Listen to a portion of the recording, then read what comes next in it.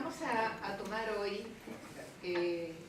uno de los casos más importantes que ha tenido la Comisión Interamericana y la Corte Interamericana de Derechos Humanos, que es el llamado caso Campo Algodonero. Es un caso que yo la verdad que no lo había leído en su oportunidad, gracias al doctor Franco, que me insistió que era un caso muy importante, que tenía muchos elementos, no solamente el elemento eje central, que es el del feminicidio, sino otros elementos de doctrina interesantes. Lo leí completo y la verdad que es uno de los casos más interesantes que hemos visto de la Corte Interamericana. Tenemos como docente invitada a la doctora Diana Maffia. Bueno, Leonardo y yo somos los titulares de siempre, ya no nos presentamos más. Nuestra docente invitada es la doctora Diana Maffia. ¿Por qué? Precisamente porque el eje de este caso, que jurídicamente lo voy a plantear, lo voy a desarrollar para que vean cómo se fue dando en todo su desarrollo procesal. Y el eje es precisamente el asesinato de violación previa, vulneración de derechos de toda índole y asesinato de 3 mujeres jóvenes en Ciudad Juárez, México. Todo lo que eso motiva y despierta en la evaluación que hace la Corte Interamericana y que lo plasma en un fallo que es el caso es del año 2001, o sea, un fallo bastante reciente en el fondo. La doctora Maffia lo que va a hacer es darnos precisamente el aspecto de visión de género, de perspectiva de género, porque es conceptualizado este caso como un caso de vulneración en razón del género. Entonces yo voy a tomar el caso para que luego ella lo pueda desarrollar desde la otra mirada, que es mucho más profunda que la que tengo yo, que no soy una experta ni mucho menos en las cuestiones de género. El caso en sí, ahí está. No sé si alcanzan a leer ustedes, pero de esta manera yo lo voy a ir diciendo.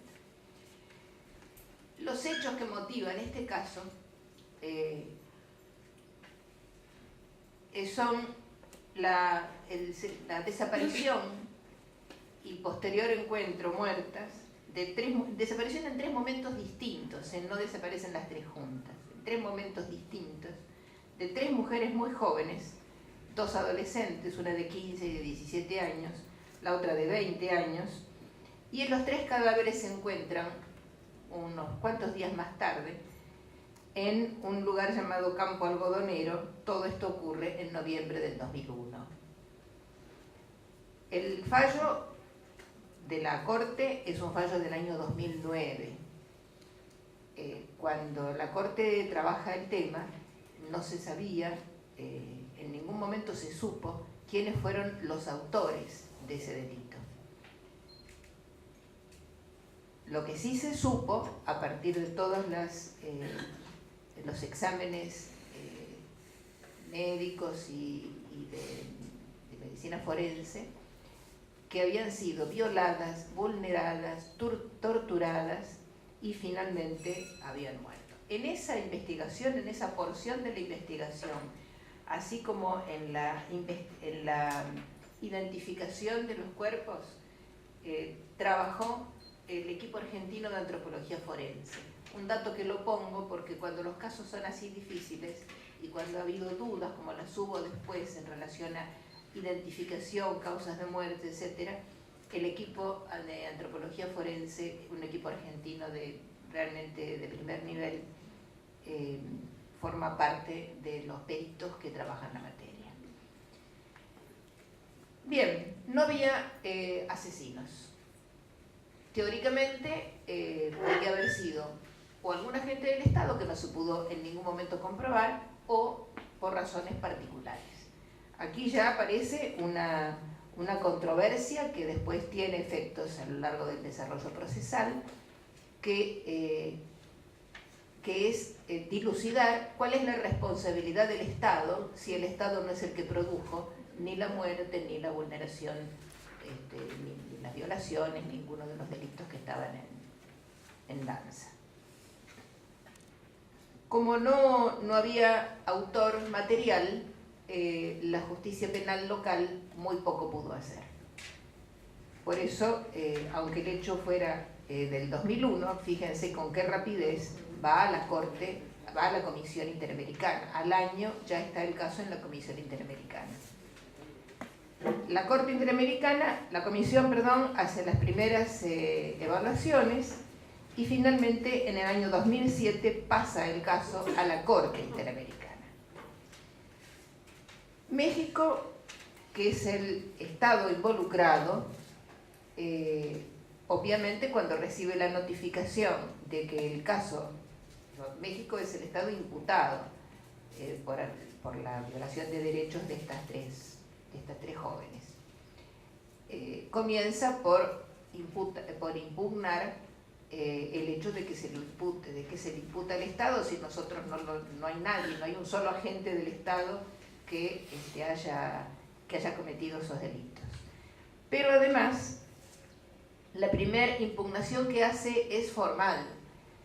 Dice, México acepta la jurisdicción de la Corte Interamericana en relación con la aplicación del Pacto de San José de Costa Rica, pero no la tiene por qué aceptar en relación con el protocolo de Belém do Pará, que es la Convención Belém do Pará, que es la que tipifica y la que ordena los deberes del Estado en relación con los derechos de las mujeres. Entonces se abre toda una etapa, y esto tiene un valor jurisprudencial para nosotros importante, que hace la Corte Interamericana cuando dice, bien, vamos a interpretar la Convención de Belém do Pará según los principios de la Convención de Viena, y pone como eje para la interpretación la Convención de Viena. O sea, las reglas de interpretación de una convención que se debate si eso no es vigente para un Estado, vamos a discutirlo según los parámetros de interpretación de la Convención de Viena. ¿Cuáles son esos parámetros de interpretación? En primer lugar, los tratados que firma un Estado deben interpretarse de buena fe según el lenguaje corriente en el que se utilizan las palabras. En segundo lugar, además de la buena fe, la interpretación de las normas no es solamente la letra escrita. Se supone que las normas responden a valores, o sea, hay una interpretación axiológica. Nosotros creo que hemos visto aquí en algún momento que trabajamos valores, principios y normas, que las normas tienen a su vez principios que están por arriba, pero que los principios emergen de los valores que se defienden. Por lo tanto, en la interpretación que hace la Corte, remite a que no alcanza con interpretar a partir de la letra escrita según el idioma corriente, sino que además debe interpretarse según los valores que esa norma está protegiendo. Por otra parte, dice también la Corte, otro método de interpretación es tener en cuenta que una norma no está suelta, una norma forma parte de un sistema, y que la interpretación también debe ser sistémica, entendiendo a su significado y su alcance en función del sistema al que pertenece la norma. Aclara también la Corte que hay 3 convenciones que tienen comités particulares para su aplicación, pero que también las tiene la Convención de Belém do Pará, la Convención de Derechos de las Personas con Discapacidad, el Protocolo de San Salvador sobre Educación y Derechos Sindicales y la Convención de Prevención de Torturas, que también tiene comité especial. Porque hay convenciones que son genéricas y hay otras que tienen su comité especial para la determinación de procedimientos o interpretación de reglas. Otra pauta más de interpretación que agrega la Corte es la interpretación, digamos, teleológica, o sea, de acuerdo a la finalidad que tiene la norma, el propósito de las normas. El principio del efecto útil, y en el caso de que con todo esto no hubiera una interpretación clara, De todas maneras, lo que corresponde hacer, así como se hace en la jurisprudencia local, que es buscar el espíritu del legislador, acá como no se puede buscar el espíritu de todos los diplomáticos que participaron en la comunidad jurídica internacional para hacer una convención, lo que se busca como otro documento interpretativo son los acuerdos preparatorios, los papers previos a una convención. De ahí tiene que salir qué quiso hacer, qué quiso decir la Convención de Belén de Pará, cómo debe ser interpretada, para refutarle a México cuando México dice: nosotros con el Pacto de San José todo bien, pero con de Belén de Pará no tenemos nada que ver. A raíz de eso la Corte interpreta que México sí tiene que hacerse cargo, pero le da una diferenciación. Dice, el artículo 7 en particular le compete a México y como tal va a ser acusado. Los artículos 8 y 9 de la Convención de Belén de Pará, vamos a decir que no tiene competencia la Corte, al menos en este caso. Recuerden que este caso es un caso entre particulares, o sea, son 3 personas asesinadas, pero no se sabe o no hay ninguna razón para imputar que esa violación de derechos la haya realizado un agente del Estado. El artículo 7, que es el que la Corte toma como obligatorio para los Estados, es precisamente el que le ordena a los Estados utilizar todos los medios apropiados y sin dilaciones para prevenir, sancionar, erradicar la violencia contra las mujeres. Abstenerse de cualquier práctica de violencia, actuar con la debida diligencia para la prevención e investigación, incluir en la legislación interna normas penales, civiles, administrativas, adoptar medidas para conminar al agresor a abstenerse en el caso de que hostigue, intimide, amenace o dañe, tomar medidas apropiadas, incluyendo medidas legislativas, procedimientos legales justos, mecanismos judiciales, o sea, una política completa de investigación y sanción en el caso de violencia contra las mujeres. En cambio, los artículos 8 y 9 tienen otro objetivo. El artículo 8 dice que los Estados partes adoptarán en forma progresiva medidas específicas, programas de capacitación, etc., para respetar y proteger los derechos humanos de las mujeres, modificar patrones socioculturales, etc. El artículo 9, lo mismo. Tener en cuenta especialmente en todos los temas la condición o situación de vulnerabilidad a la violencia que pueda sufrir una mujer, sobre todo en los casos de discriminación por raza, migrantes, refugiados o desplazados.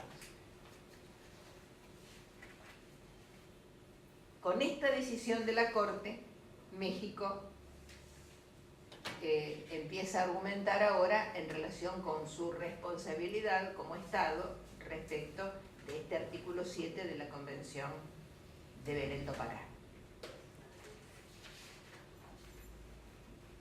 Empieza reconociendo la gravedad de lo que ha ocurrido. Las muertes de las 3 jóvenes, pero además el grado de ensañamiento que predominaba y que es previo, digamos, a la muerte de las chicas. Y argumenta que, vuelve a argumentar que no hay ningún agente del Estado que esté imputado y que por otra parte la impunidad tampoco existe porque el Estado sigue investigando. Al estar la investigación abierta, la impunidad es virtual, todavía puede ser punible a alguien. Entonces, como la Corte no se convence con esta argumentación de México para poder imputar al Estado de México acerca de su responsabilidad como Estado respecto de lo que había ocurrido, toma otra decisión que también es importante como caso en sí. Y es decir, ¿qué hizo posible que esto ocurriera? Investiguemos el contexto. Ya no vamos a investigar si el Estado tenía alguna gente que las mató o no las mató. A ver, ¿en qué contextos? ¿Cómo fue que esto pudo ocurrir? ¿Qué contexto tenía el Estado de Chihuahua y la Ciudad Juárez para que este hecho ocurriera en los términos que ocurrió. Y en la investigación de contexto y los testimonios que se toman y las estadísticas que utiliza, realiza una especie de punteo acerca de cuáles considera la Corte que han sido elementos, ingredientes fundamentales en el contexto social que hicieron posible que un crimen como el de estas 3 chicas ocurriera. En primer lugar, pone de manifiesto la inmensa desigualdad social que hay en Ciudad de México, en Ciudad Juárez, en el Estado de México. Hay un estudio que realizan acerca de que la proximidad, por ser una ciudad fronteriza, la proximidad que hay con la delincuencia organizada y particularmente, lo dice con todas las palabras, en relación con el narcotráfico, con la trata de personas, con el tráfico de armas y con el lavado de dinero. Todo ello genera un clima de inseguridad y de violencia. Disculpe, ciudad fronteriza con qué país? Con Estados Unidos. Con En Estados el norte de México. Es el norte de México y además pone el acento en la industria maquiladora, que son las maquilas, son el trabajo a destajo, como acá tenemos en los talleres clandestinos, el trabajo esclavo, fundamentalmente de mujeres que realizan un trabajo en negro, en situaciones de semiesclavitud, con una producción masiva y con una paga miserable. Además, se había registrado ya en Ciudad Juárez un porcentaje muy alto de homicidios de mujeres, con un nivel estadístico superior al de otras ciudades mexicanas. Además, hacen una encuesta acerca de la situación cultural y muestran que en los últimos años había ocurrido una modificación de los roles aceptados. Las maquiladoras, al tener su propio peculio, al tener su propio trabajo, habían cambiado su rol social y concretamente lo que dice el fallo, un párrafo muy interesante, que dice: el cambio de roles de las mujeres no fue acompañado por una modificación en las actitudes tradicionales del resto de la sociedad, que es una sociedad profundamente machista.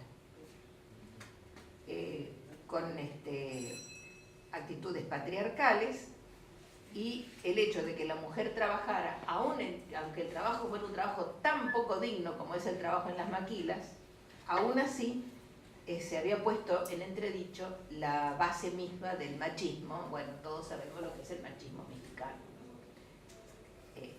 Esto lleva, según dice la Corte, a que haya habido una discriminación sistemática, social, siempre una discriminación respecto de la mujer, en condiciones de inferioridad, condiciones de subordinación, y pone como ejemplo que se demoró la búsqueda de las chicas cuando desaparecen, porque en realidad lo que dicen las autoridades, y deben de estar con los novios.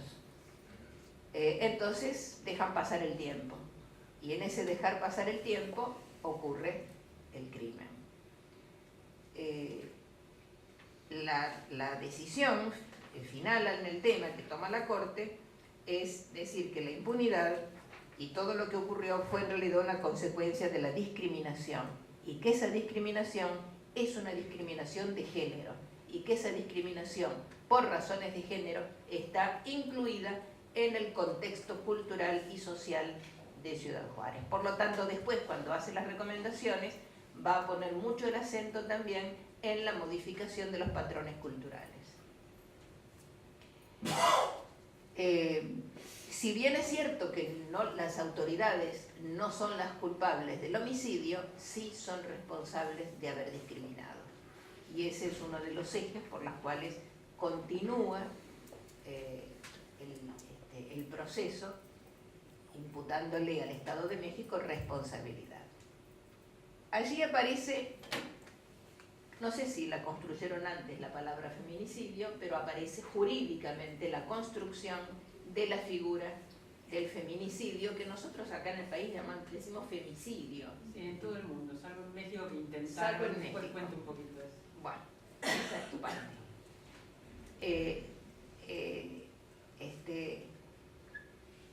Y también se nota en la decisión de la Corte que hay una diferencia con la visión de la Comisión Interamericana. La Comisión no consideró que eso fuera feminicidio.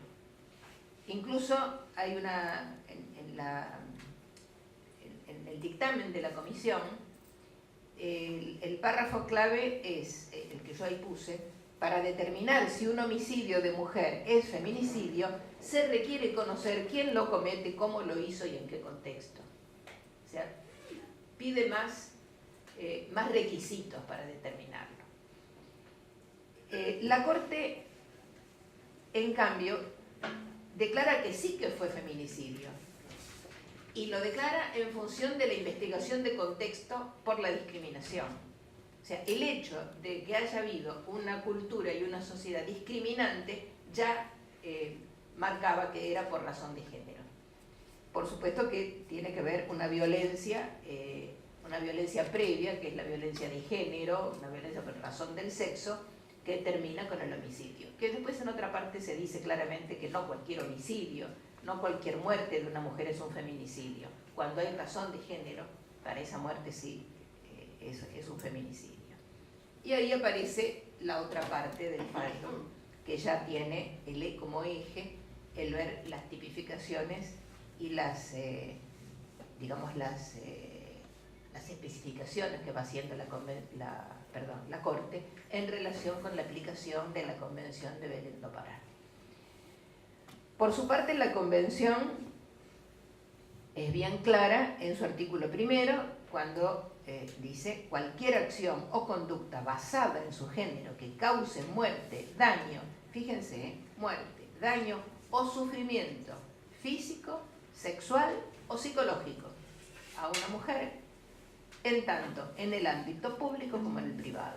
O sea, extiende la idea de violencia de género incluso a la violencia psicológica, ya sea en el ámbito público o en el privado.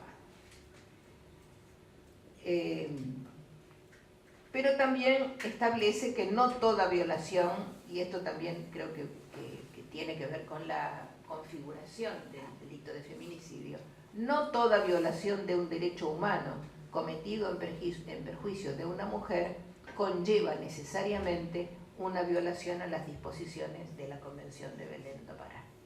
O sea, como que feminicidio es una particularidad dentro de, digamos, otro tipo de vulneraciones que pueden ocurrir. En un accidente que no es accidente, un accidente de tránsito, cuando muere una mujer no es un feminicidio. Está claro que no toda muerte de una mujer es en razón de su sexo. Por otro lado, aplica muy duramente las obligaciones del Estado en cuanto a su deber de garantía.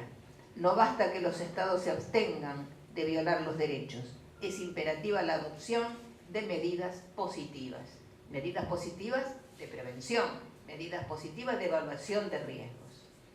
El deber del Estado es prevenir según los factores de riesgo del contexto, pero también de fortalecer las instituciones de protección. Es muy importante cómo le da importancia al rol del Estado y al mismo tiempo cómo le impugna al Estado de México el no haberse hecho cargo ni de la prevención ni siquiera de la investigación en serio. Y ahí viene otro eje importante del fallo de la Corte, que tiene que ver con la consideración de que México violó el deber de garantía de derechos. Define la violencia de género, ya se lo hemos dicho. México había sido advertido desde 1998 sobre los riesgos en Ciudad Juárez. ¿Saben quién había hecho la advertencia? El equivalente de lo que es la Defensoría del Pueblo en México es la Comisión Nacional de Derechos Humanos. Sería como el defensor de la nación. En el Distrito Federal es la Comisión Federal de Derechos Humanos. La Comisión Nacional de Derechos Humanos de México en el año 98 había advertido sobre lo que pasaba en Ciudad Juárez. Entonces le acusa a la Corte la omisión culposa, o sea, no tomaron en cuenta, como dijimos nosotros con Cromañón, no tomaron en cuenta las advertencias.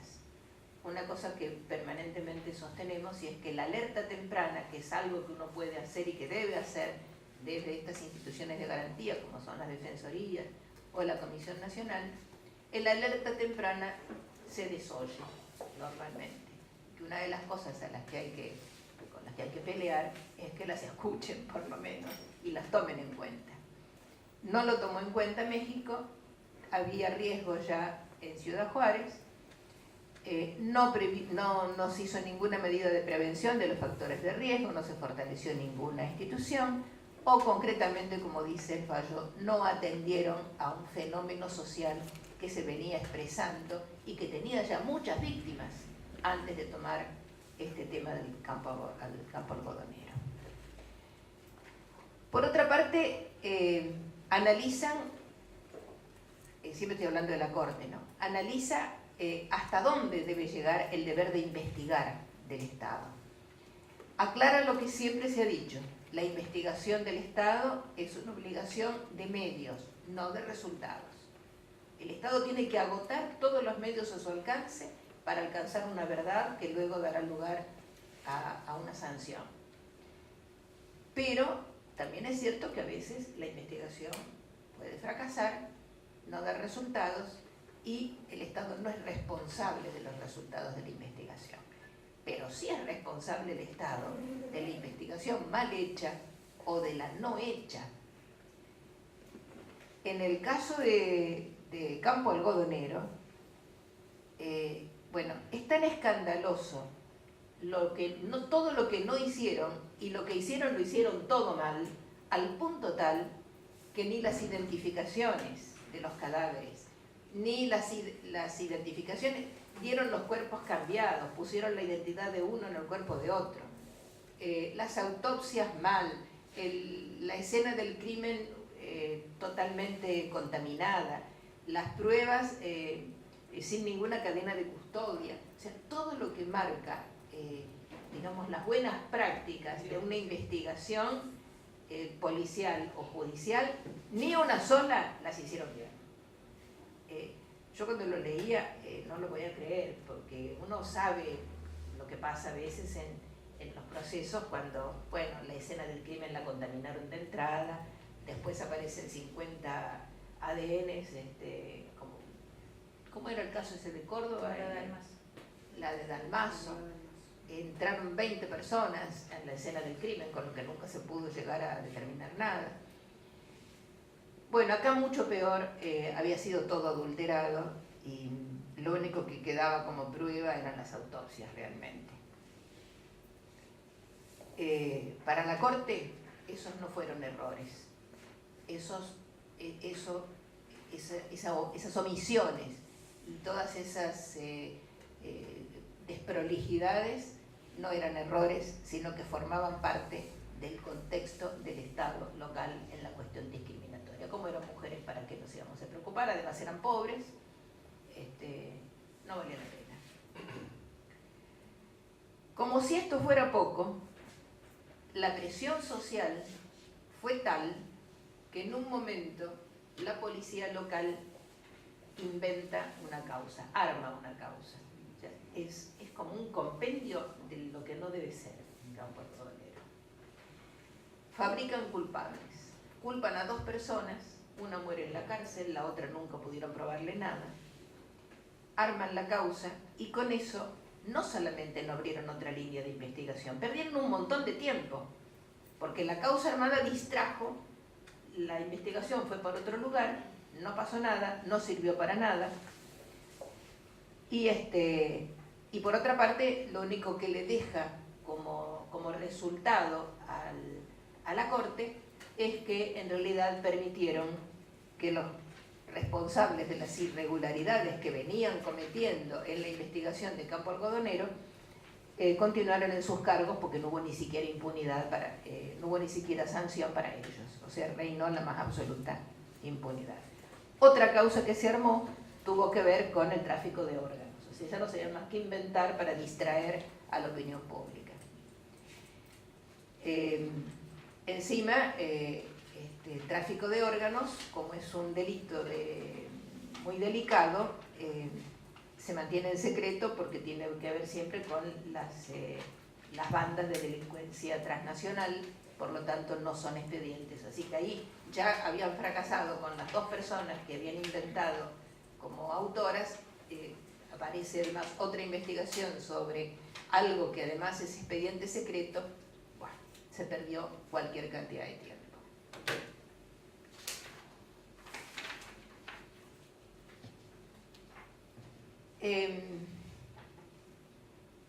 La impunidad reinó, obviamente. Entonces, la Corte ahí empieza a trabajar sobre la cuestión de las sanciones que corresponden por lo ocurrido. Para la Corte, además, las sanciones, en verdad, no importa tanto como sanción, sino por lo que impacten en la cultura institucional. Buscan un impacto en la cultura institucional. Para que no se permitan las irregularidades y porque en el marco cultural y en ese contexto, la impunidad en relación con quienes han cometido violencia contra mujeres, lo que significa es que eso puede ser tolerado. O sea, tiene que ver no solamente con crear la cultura institucional, sino también con crear una cultura social de que no se puede tolerar cuando la violencia es contra las mujeres. Agregan además que el maltrato que tuvieron los familiares durante toda la investigación trucha que hicieron, la palabra trucha no está en el fallo, que ese maltrato y la desinformación también fue una vulneración de derechos para con los familiares, a lo que constituye la figura del trato degradante.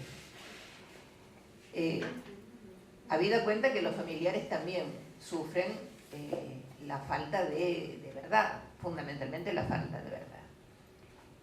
Y en función de eso, bueno, el fallo es un fallo muy duro, Esa sentencia dura de la Corte comienza obligando al Estado, o diciéndole que es imprescindible investigar en forma seria, imparcial y exhaustiva,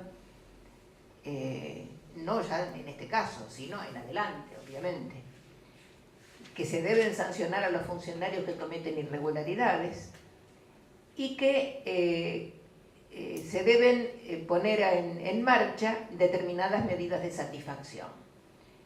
En tanto la sentencia constituye en sí misma una forma reparatoria, hay que publicarla. Hay que hacer un reconocimiento público, le dice al Estado de México, acerca de su responsabilidad internacional, obligándolos a que realicen un acto público,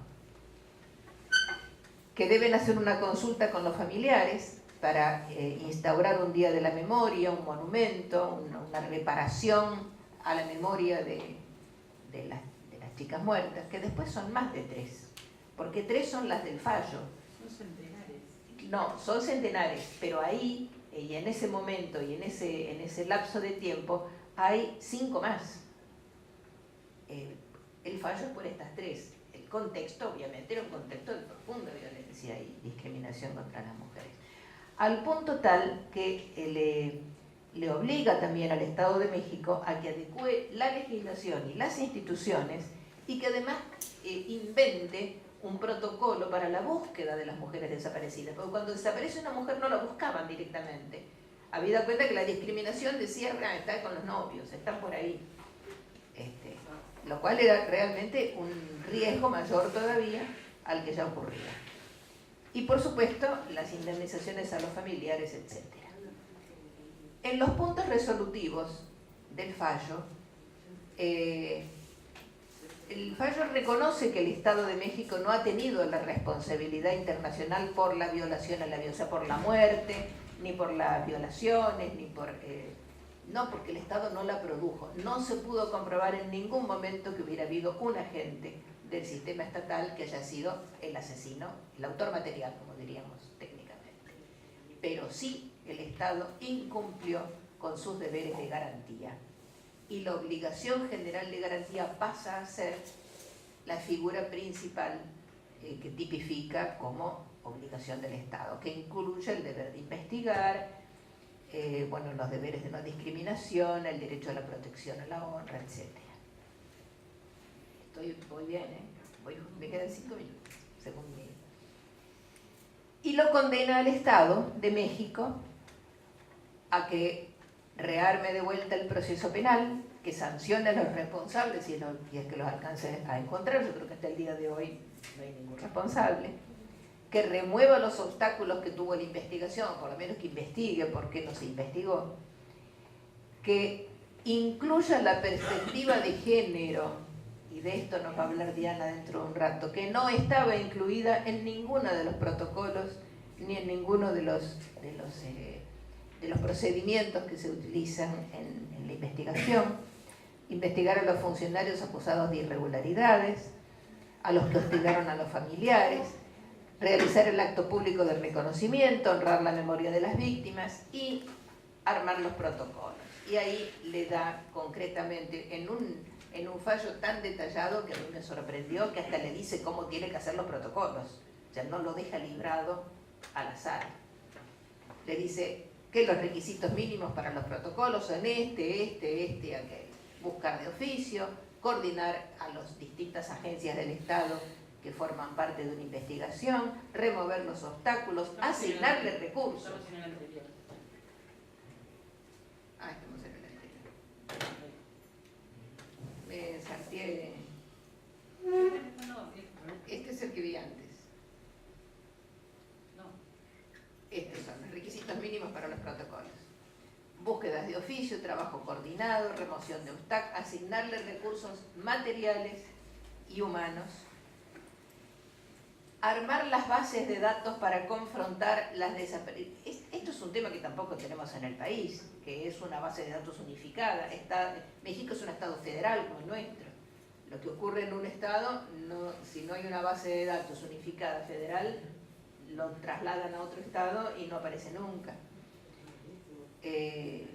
Bueno, la priorización que corresponde hacer, la urgencia mayor en los casos de las niñas y adolescentes, donde el tiempo vale más, el tiempo de demora, ¿no? Y otras obligaciones del Estado, la creación de un sitio web, de manera de que rápidamente las familias puedan tomar conocimiento de a dónde dirigirse, eso suponiendo que las familias de estos lugares pobres de México tengan acceso a un sitio web, porque también es dificultoso. Pero si la familia denuncia a la autoridad sí tiene acceso al sitio web y ahí se puede ir creando la base de datos. La implementación de cursos y programas educativos fundamentalmente para remover los obstáculos culturales, los prejuicios, los patrones culturales que critica duramente la Corte. La implementación de campañas concientizadoras y en los casos de los lugares más discriminadores, como era el caso de Ciudad Juárez, hacer programas específicos. Por último, la Corte hace todo un plan de indemnizaciones y de reparaciones que yo creo que no viene al caso de lo que a nosotros nos interesa, que tiene que ver con la obligación, tiene que ver con discutir derechos humanos y obligaciones del Estado desde lo que es obligación de garantías y desde lo que es la figura de hecha ahora del derecho internacional, además del derecho nacional, la figura del feminicidio como el homicidio por razones de género. Que no es solamente el homicidio, además son todos los daños, tal como los dice la Convención de Belém do Pará. Yo creo que la Corte Interamericana ha dado con este fallo un toque importante. México debe haberse conmovido, porque es muy fuerte el fallo. no tiene la difusión que debiera tener a nivel del resto del continente latinoamericano, porque 3 o 4 de los ejes que trabaja el deber general de garantía, la investigación, cuando uno hace la investigación de los hechos, siempre el hecho se investiga en un contexto.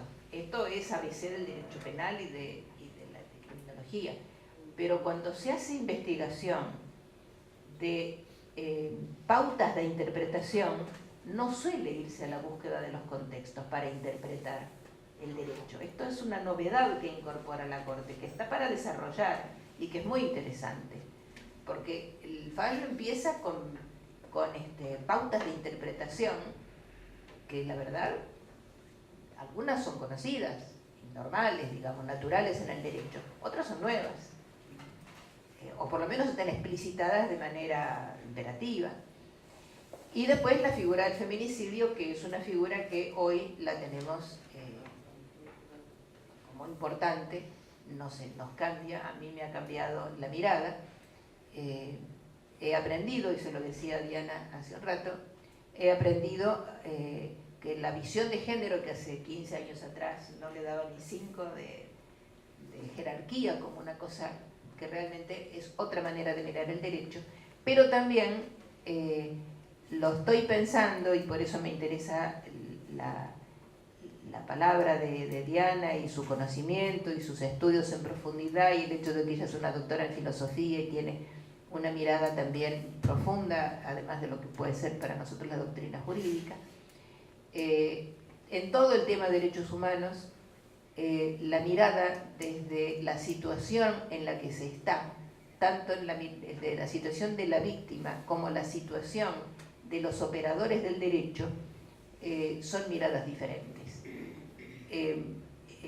Ya en algunos escritos del Instituto Interamericano aparece la postura de mirar los derechos humanos desde el lugar de los pobres. Y uno puede decir, mirar derechos humanos desde el lugar de los niños, mirar derechos humanos desde el lugar de la tercera edad. El espacio situacional, el lugar, la situación en la que está el sujeto, modifica la mirada, connota la mirada. Entonces, cuando hablamos de derechos humanos y pensamos en el otro, uno lo mira desde un lugar y el otro seguramente lo mira desde otro lugar. El lugar del otro creo que es hoy algo como fundamental para pensar el derecho, y bueno, le dejo el lugar del otro, se lo dejo a Diana. Bueno, arriba, Diana. Si me ubicas el PowerPoint, yo le mismo. Sácalo. Para manejarlo vas a tener que correr esto un poquito así. No, está igual. Hace poco en la Universidad de Buenos Aires dijeron algo que a mí me abrió los ojos enormemente, que es que los derechos humanos son la mejor arma que tenemos para defendernos de los excesos de los estados. De los excesos de los estados. Me pareció Es más que interesante. es más que Es más que eso. Bueno, ante todo, muchas gracias por la generosidad de Alicia Pierini de invitarme a compartir esta clase. Tuvimos oportunidad muy poquito de trabajar juntas cuando Alicia recién asumió como defensora, un tiempito trabajando en un proyecto de fortalecimiento institucional, pero luego la verdad que tenemos pocas oportunidades y siempre es un placer por su conocimiento de derechos humanos y en este caso compartir con ustedes este lugar en este instituto, ¿no? Que fue soñado desde el primer día que estabas acá, Alicia. Yo creo que la idea de este instituto fue una idea muy trabajada y muy pensada de transferencia social de la institución, así que me alegra mucho poder compartir. Gracias. Y la propuesta era discutir, me parece que dos cuestiones. Una, me voy a parar para que veamos. Una era discutir esta cuestión específica de campo algodonero, pero también hablar en términos más generales, esto me gustaría hacer al comienzo, de la relación entre género y derecho o género y derechos humanos. Entonces, una primera cosa que me gustaría plantear es qué significa tener una perspectiva de género en el derecho. Esto es algo que discutimos con una amiga, con Marcela Rodríguez, que ella hizo una investigación específicamente sobre varios aspectos de género y derecho. Es legisladora nacional y ha trabajado mucho tiempo en temas de derechos humanos con perspectiva de género. Y llegamos a estas 4 condiciones para decir qué significa hacer un estudio desde una perspectiva de género en relación con el derecho. Primero, analizar el impacto diferencial de una norma sobre varones y mujeres y otras identidades de género. Pero ahí dice, analizar el impacto diferencial de una norma y de su omisión o suspensión. Porque una de las cosas que bien resaltó Alicia en su exposición es que omitir ciertas normas, omitir aplicarlas, no hacer lo que se debe hacer normativamente. Una de las indicaciones de Campo Algodonero es que se deben dictar las normas apropiadas, que no existan las normas o que muchas veces que se omita o se suspenda una política tiene un impacto diferencial distinto sobre varones y sobre mujeres, y eso debe ser analizado como parte de los equilibrios entre género y derecho.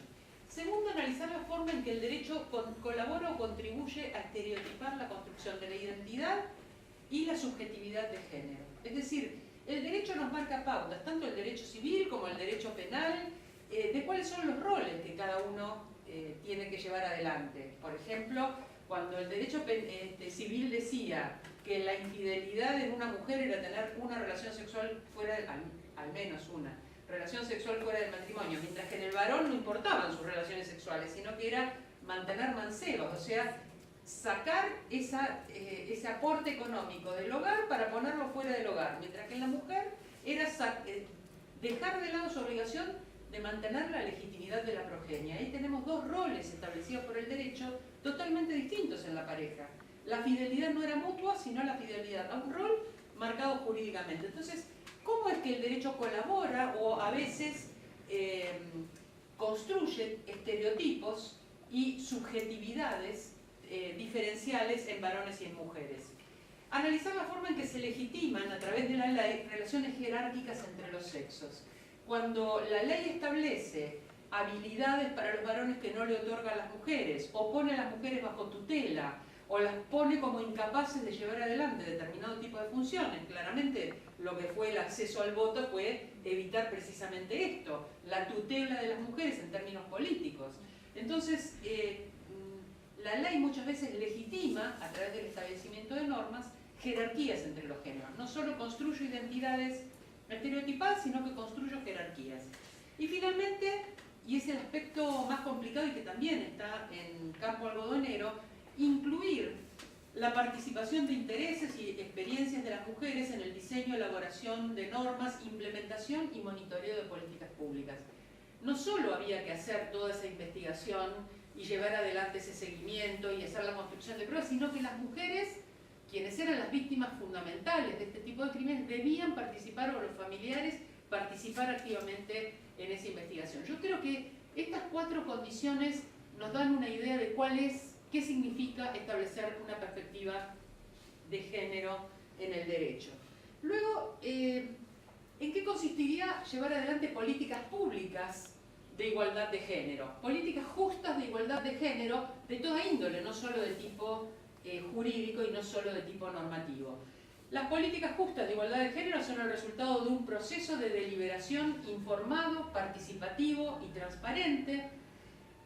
Proceso de información, es decir, hemos participado de pensar cuáles son esas políticas necesarias, que suscita adhesión ciudadana, es decir, es algo consensuado, no es un efecto paternalista, decir voy a hacer esta política porque a las mujeres les va a venir muy bien que yo elabore este programa, sino que hay adhesión ciudadana en el cual las voces de las mujeres han sido escuchadas, de todas las mujeres, porque es muy común, y esto es una crítica, yo soy feminista, es una crítica interna al feminismo. El feminismo es un movimiento ilustrado, de clase media, y muchas veces tutela a otras mujeres por cuestiones de clase, de etnia, de edad o de lo que sea, ¿no? De condición de alfabetización. Entonces, de todas las mujeres han sido escuchadas de modo de construir una política que democratice la gestión pública. Pensemos una política como, por ejemplo, las políticas destinadas a personas en prostitución. ¿Han sido escuchadas? ¿Se ha consensuado? ¿O han habido efectos unilaterales de decir, vamos, por ejemplo, el decreto que suprime los avisos en los diarios no fue consensuado con las mujeres en prostitución? Las normas y ciertos procedimientos de cierres de prostíbulos o de investigaciones sobre departamentos privados no han sido consensuadas. ¿Se ha escuchado la voz de esas víctimas? Y lo estoy pensando dentro de una posición abolicionista, digamos, que es a la que adhiero. ¿Se ha escuchado la voz de estas personas cuando se piensan políticas públicas que sean las adecuadas para poder ponerlas en igualdad de condiciones? Nadie puede omitir el hecho de que la mayor parte de las personas en prostitución son mujeres, así como la mayor parte de los prostituyentes son varones. Esas diferencias numéricas tienen una elocuencia en relación con los roles que se están jugando en una sociedad, y por lo tanto habría que escuchar entonces también, al establecer políticas, la voz de esas mujeres. Hay una filósofa feminista que se llama Nancy Fraser, una filósofa política muy interesante, que dice: establecer una justicia igualitaria en términos de género requiere las tres R's: redistribución, reconocimiento y representación. La redistribución es sobre todo una medida de tipo económico. Redistribución quiere decir hay que pensar de qué maneras están distribuidos los bienes. Por dar un ejemplo, si pensamos en un sistema capitalista en el cual estamos insertas, solo el 2% de los medios de producción, incluyendo la tierra, están en manos de mujeres, el 98% está en manos de varones. Es una cifra elocuente para decir, por la vía del capitalismo no vamos a lograr la equidad si no discutimos ciertas bases materiales. Entonces, la redistribución económica requeriría que esa diferencia de identidad, varones y mujeres, fuera dejada de lado para que la distribución se hiciera realmente equitativa. Entonces, para una medida redistributiva, estoy pensando en los conflictos que puede haber cuando queremos pensar medidas equitativas. Para una medida redistributiva necesito olvidarme de la identidad, porque quiero igualar a los sujetos al distribuir bienes materiales. La segunda es el reconocimiento, es decir, reconozco esa identidad como una identidad socialmente valiosa. Se aplica al género, podríamos aplicarlo, por ejemplo, a las diferencias étnicas. Tengo políticas o a los migrantes o a los niños y los adultos mayores dentro de una sociedad, es decir, personas que no son económicamente productivas y que sin embargo les reconocemos un valor social. Pero esas políticas de reconocimiento justamente van a hacer lo contrario, porque son políticas culturales que lo que tienen que hacer es poner una afirmación y una valoración en la diferencia de los grupos. Es decir, para la distribución me olvido de las diferencias, para el reconocimiento necesito ponerla en el escenario. Y finalmente la representación, es decir, para que la representación, que es una medida de tipo político, implica que tenemos quien represente estas identidades y estas necesidades de distribución en aquellos lugares donde hay que tomar decisiones, y por lo tanto es la que va a generar equilibrio entre esa medida de redistribución que despoja a los grupos de diferencias y la medida de reconocimiento que pone esas diferencias en el escenario. La CEPAL tiene un observatorio de igualdad de género muy interesante que les recomiendo, si quienes les interese este tema, que vean en internet el Observatorio de Igualdad de Género de la CEPAL, que lo que hace es recopilar qué políticas públicas hay para igualdad de género y hace una evaluación de esas políticas bastante compleja, una evaluación de esas políticas, pero tomando en cuenta que esas políticas de igualdad de género están destinadas a construir autonomía. Esto es muy interesante porque en realidad han tomado la idea de un economista que se llama Amartya Sen, economista y filósofo, que en su momento ganó el premio Nobel, es realmente un pensador muy sensible y maravilloso. Amartya Sen dice, no se trata de distribuir dándole a todo el mundo lo mismo. Tenemos que distribuir de tal manera que produzcamos en esa distribución la misma cantidad de libertades. ¿Cómo se construyen libertades? De manera distinta según cuál es la ubicación de cada sujeto. Entonces, la cuestión de la equidad, entre otras cosas, de la equidad de género, sugiere cómo construir libertades, en particular 3 modos de autonomía que va a analizar la CEPAL, que son la autonomía física, que tiene que ver con las políticas de reconocimiento de Nancy Fraser. La autonomía física tiene que ver con el acceso a las políticas sexuales y reproductivas, con el reconocimiento de la identidad de género elegida, con la penalización del aborto, digamos, políticas que tienen que ver con las libertades que tienen que ver con los cuerpos, la autonomía física, la autonomía económica que tiene que ver con las políticas de redistribución de Nancy Fraser, y la autonomía de representación, que tiene que ver con esa representación política de las mujeres para orientar la acción y la toma de decisiones. Es decir, una política de igualdad de género tiene que garantizar estas tres formas de autonomía: física, económica y de representación. Si lo pensamos en términos de las mujeres afectadas por estas muertes de campo algodonero, claramente no tenían autonomía física, estaban subordinadas muchas veces a sus parejas, incluso en relaciones violentas. No había autonomía económica, estaban en relaciones casi de esclavitud laboral. No había ninguna autonomía de representación porque no tenían ninguna participación política e incluso ni siquiera tenían acceso a las instituciones que desoían sus reclamos y los reclamos de sus familiares. Cuando aparece esta cuestión de los homicidios en Ciudad Juárez, de los femicidios en Ciudad Juárez, hay montones de hipótesis. Incluso la Comisión Interamericana de Derechos Humanos va a recoger varias de estas hipótesis y Alicia anunció algunas. Hipótesis criminalísticas, que dice, esto es obra de un asesino serial. ¿Ustedes recuerdan los femicidios de Mar del Plata? El loco de la ruta.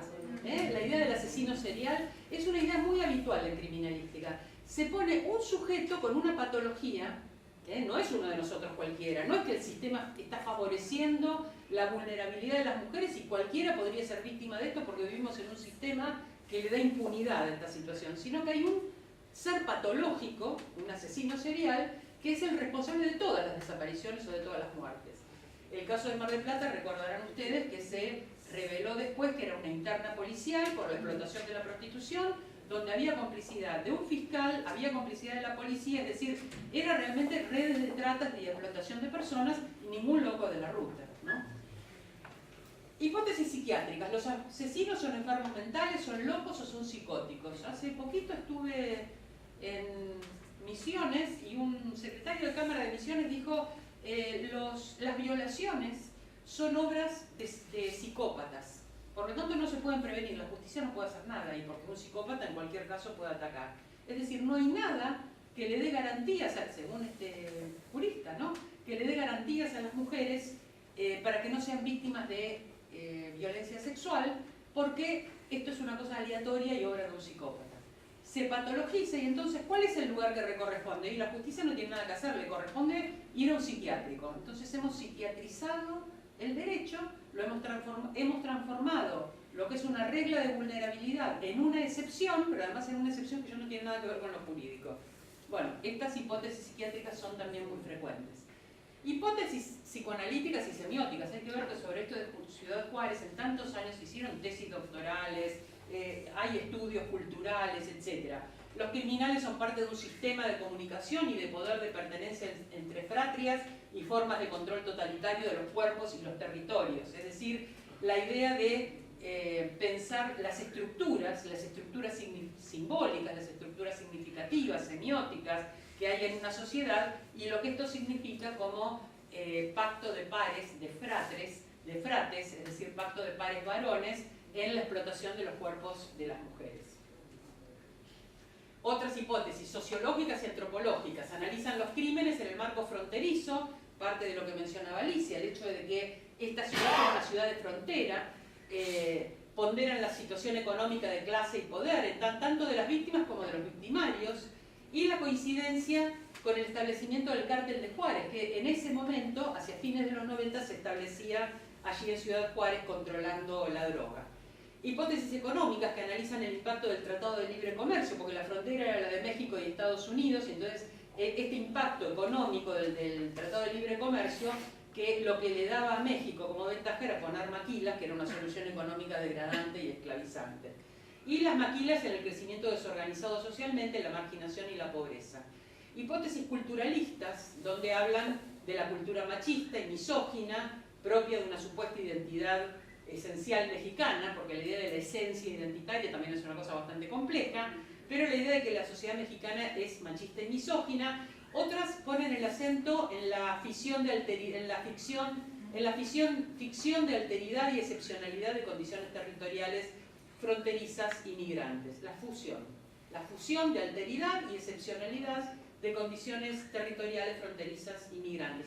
Incluso había otras, como la cuestión del tráfico de órganos o la hipótesis de que en realidad eran secuestradas y aparecían mutiladas porque se filmaban películas stunt, que son esas películas donde se mata mujeres, en películas pornográficas donde se asesina mujeres en vivo y se filma ese asesinato, y esas mutilaciones responderían a este tipo de producción de cine pornográfico. También se construye un estereotipo de la víctima. Hay que ver que Campo Algodonero fue sobre 3 víctimas, pero en realidad fueron más de 600, es decir que la cantidad de víctimas derrotaba la idea de que había un perfil de cuál era la mujer que podía ser propicia para ser víctima de un femicidio. Se hablaba, decía que las mujeres asesinadas en Ciudad Juárez eran jovencitas, pobres, muchas de ellas trabajadoras de las maquilas, morenas, de pelo largo. Este era el prototipo, chicas de alrededor de 20 años, a veces menos edad, bueno, de hecho de los casos analizados, 2 son menores de edad, de pelo largo, con un tipo físico, morochitas, menudas, etc. Fueron secuestradas, vejadas, torturadas, mutiladas y violadas antes de ser sanguinariamente asesinadas, y muchos de sus cuerpos tirados en la calle, en el desierto o en el descampado. Este caso Campo Algodonero debe su nombre donde fueron encontradas las víctimas, pero en realidad estaban desparramadas muchas veces por el desierto o por las dejaban en las propias calles de Ciudad Juárez. Se tomó, y esto me parece importante señalarlo porque lo mencionó también Alicia en la sanción que se va a dar en este fallo de la Corte Interamericana, se tomó como un dato crudo el hecho de que las víctimas fueran en su inmensa mayoría niñas y mujeres y que la inmensa mayoría de los agresores fueran varones. Es un dato estadístico, pero no se tomó ningún contenido social en relación a cuál era el vínculo de género entre esos varones y esas mujeres. No la estructura de dominio, no se tomó la estructura de subordinación de género que había en el hecho de que la mayoría de las víctimas fueron mujeres, la mayoría de los victimarios varones. Se omitió todo contenido social o de poder opresivo que propiciara estas agresiones y que la condición de género constituyera un factor de vulnerabilidad específico para las víctimas. Hay aspectos, bueno, de hecho la Convención de Belém do Pará es para prevenir y sancionar toda forma de violencia hacia las mujeres. El femicidio es una forma muy extrema que requiere este factor de vínculo, pero hay muchísimas otras formas que están garantizadas por este mismo sistema de subordinación de género, de cosificación de las mujeres, de relaciones de dominio, de desvalorización, de sojuzgamiento, etc. Y lo importante es que mantener ese sistema, ya sea con la acción, porque muchas de las intervenciones, como decía Alicia, fueron totalmente desafortunadas, intervenciones completamente desafortunadas a favor de la impunidad, ya sea con la omisión, porque el Estado no hacía lo que debía hacer, no solamente para investigar los crímenes, sino para que el ámbito social en el cual estas personas desarrollaban sus vidas no fuera un ámbito que propiciara cualquier tipo de vinculación violenta entre los varones y las mujeres. Esto es lo que no se hizo, esto es lo que se omitió. La idea de poner una perspectiva de género en las políticas sociales era ver esta estructura de dominación como una parte importante, integrante del sistema social en la que el Estado debe intervenir para poner igualdad. El concepto de femicidio o feminicidio que hoy circuló, Diane Russell es la que en realidad crea este término, este concepto de femicidio, feminizando la palabra homicidio, y lo hace para mostrar que hay muchos casos de vulnerabilidad específica de mujeres en muchas sociedades. Ella va a tomar sociedades en la India, en Europa, en América Latina, en Estados Unidos, en muchísimas partes. De hecho, hay un artículo justamente de Amartya Sen que se llama "Faltan más de 100 millones de mujeres", que pone el acento en la vulnerabilidad en países como la India, Amartya Sen es indio, donde factores culturales hacen que muchísimas mujeres mueran por causas que no deberían ocurrir. Por ejemplo, la quema de viudas en la India. O sea, muere un hombre y cuando se hace la pira para incendiar al hombre, a la mujer se la quema viva junto con su marido para que lo acompañe al otro mundo. Eso, como casi siempre, en algunos casos sí, son tradiciones. Como siempre hay más, vieron que las mujeres suelen sobrevivir a los varones, así que el riesgo de morir quemada es mayor para ellas que para ellos. Las muertes por la histerectomía, por la mutilación de clítoris, que es un hábito que bueno, es un hábito que se presume religioso, se presumía religioso porque se prohibía leer el Corán a las mujeres. Cuando las mujeres logran leer el Corán, ven que no hay ningún tipo de indicación de esa índole, es decir, eran hábitos culturales que se hacían pasar como obligaciones religiosas. Y otros aspectos, el último informe sobre la tortura de la Comisión Interamericana de Derechos Humanos señala la falta de atención del aborto no punible como una de las condiciones de torturas y tratos crueles, inhumanos y degradantes. La muerte por aborto es una muerte evitable que forma parte de estas muertes de mujeres por causas que no deberían ocurrir porque los estados deberían intervenir para que no existieran. Entonces toma Diane Russell esta cuestión del femicidio como la voz homóloga del homicidio y significa homicidio de mujeres. Se matan arbitrariamente mujeres, muchas mujeres que no deberían morir. Ahora, cuando Marcela Lagarde, que es la legisladora que va a presidir la comisión, ella es antropóloga y es una académica de la Universidad Nacional Autónoma de México, fue diputada por el PRD, que es un partido de izquierda en México, y le tocó entonces, ella en realidad se propuso como legisladora para investigar los crímenes de Ciudad Juárez, porque ella venía investigando los crímenes de odio. La habían invitado a Ciudad Juárez en toda esta investigación que se estaba haciendo a hablar de por qué los hombres odian a las mujeres. Parecía la novela esta de policial, ¿no? ¿Por qué los hombres odian a las mujeres? ¿Por qué hay crímenes de odio donde las víctimas son sistemáticamente mujeres? Desde un punto de vista antropológico, es decir, analizando cultura, analizando historia, etc. Ella comienza a interiorizarse de esto y luego preside la comisión. Y es muy interesante porque presidiendo la comisión B, les puedo pasar bibliografía si quieren, hay incluso un artículo breve interesante sobre este tema donde ella relata cómo interviene. Lo interesante es que investigando ella ve que lo que hay que hacer es ver, porque es una persona que trabaja en ciencias sociales de una manera rigurosa y estricta, hay que ver todos los estados mexicanos y no solamente lo que vos decías de la cuestión de la federalidad. Bueno, México se tiene que hacer cargo de lo que pasa en todos los estados, no solo en Ciudad Juárez, y empieza a ver que hay estados, creo que Ciudad Juárez es el cuarto estado en cuanto a femicidios, no es el más importante, era el más resonante, pero no el más importante. Hay lugares, cada localidad tiene características específicas, por ejemplo, lugares donde las que matan son las mujeres indígenas, a las que matan son las mujeres indígenas.